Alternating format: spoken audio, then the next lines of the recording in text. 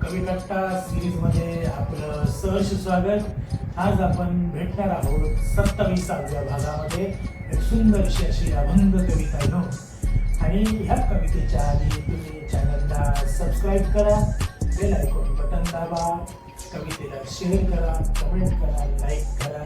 चला तर मग कवितेकडे वळूया।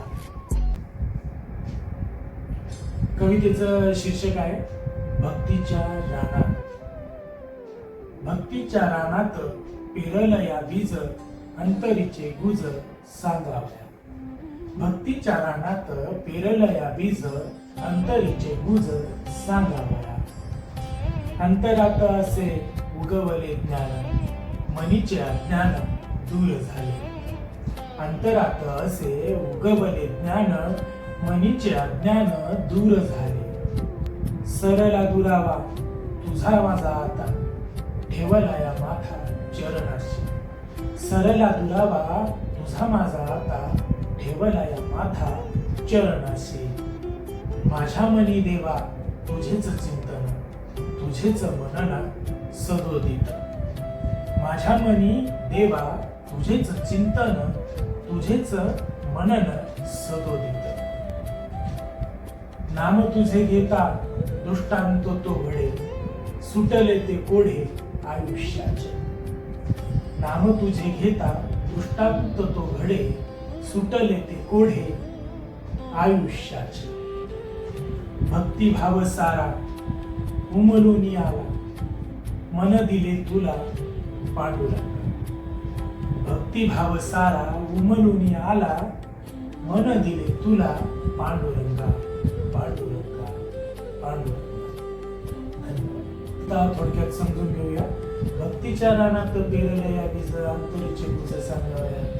भक्ती करण्याचं साधन म्हणजे खऱ्या अर्थाने शरीर, मन, आत्मा हे सगळं काय आहे। आणि त्या आत्म्यात, त्या शरीरात भक्तीचं बीज जे काय आहे ते पेरलंय। आणि अंतरीचं गुज ज्यावेळेस ते भगवंताला सांगायचं। अंतरात असे उगवले ज्ञान, मनीचे अज्ञान दूर झाले।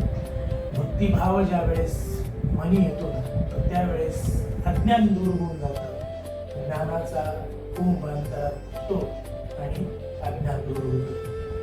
सरला दुरावा तुझा माझा आता, ठेवला या माथा चरणाशी। तुझा आणि माझा दुरावा संपला, आता मी तुझा झालोय भगवंता, तुझ्या चरणाशी माथा ठेवतोय।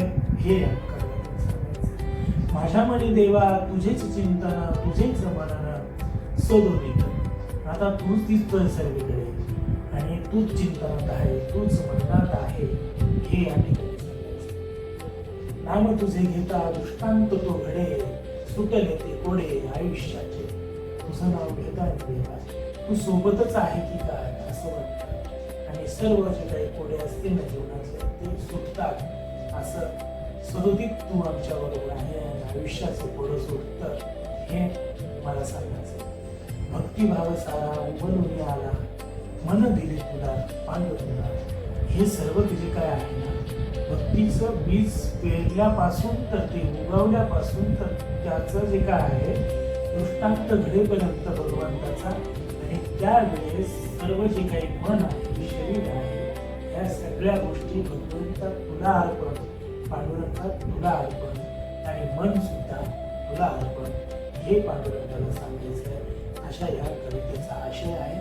कविता सुंदर आहे, तुम्हाला ती नक्कीच आवडली असेल। धन्यवाद।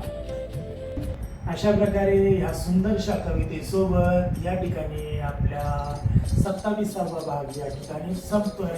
लवकरच भेटूया 28व्या भागामध्ये। तोपर्यंत धन्यवाद।